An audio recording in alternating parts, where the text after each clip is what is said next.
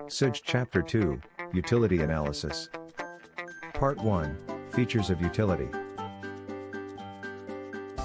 Introduction. You have been already introduced to the concept of utility in Class 11. This unit gives a detailed explanation of consumers' behavior. In practice, every individual tries to satisfy his wants with available resources. It is true that all human wants cannot be satisfied fully at a specific time. Utility analysis explains a consumer's behavior in relation to maximization of satisfaction. Features of utility. Following are the features of utility. 1. Relative concept. Utility is related to time and place. It varies from time to time and place to place.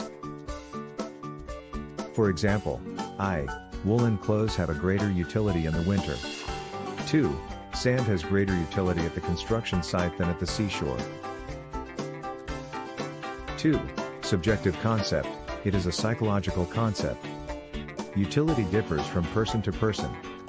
This is due to differences in taste, preferences, likes, dislikes, nature, habits, profession, etc. For example, stethoscope has utility to a doctor but not to a layman. 3. Ethically neutral concept. The concept of utility has no ethical consideration. It is a morally colorless concept. The commodity should satisfy any want of a person without consideration of what is good or bad, desirable or undesirable. For example, a knife has utility to cut fruits and vegetables as well as it can be used to harm someone. Both wants are of different nature but are satisfied by the same commodity. Thus, utility is ethically neutral. 4. Utility differs from usefulness. Utility is the capacity of a commodity to satisfy human wants, whereas usefulness indicates value and use of the commodity. For example, milk has both utility as well as usefulness to a consumer, while liquor has utility only to an addict, but has no usefulness. 5. Utility differs from pleasure. A commodity may possess utility but it may not give any pleasure to the consumer. For example, injection for a patient has utility because it cures the ailment but it hardly gives any enjoyment or pleasure to him. 6. Utility differs from satisfaction. Utility is a cause of consumption.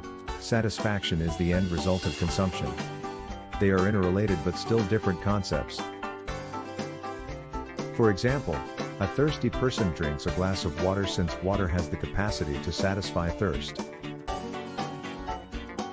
Utility of water is the cause of consumption and the satisfaction derived is the end result of consumption. 7. Measurement of utility is hypothetical. Utility is an abstract concept. Cardinal or numerical measurement of utility is not possible. For example, a thirsty person after drinking water may derive higher or lower level of utility.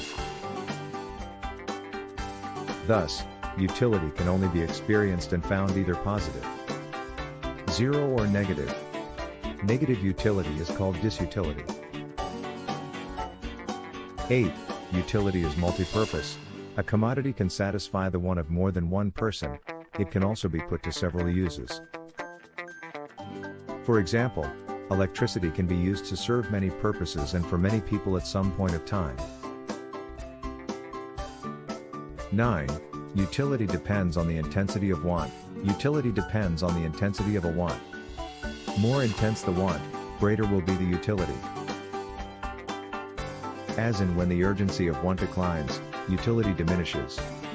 For example, a hungry person finds more utility in food than a person who is not hungry.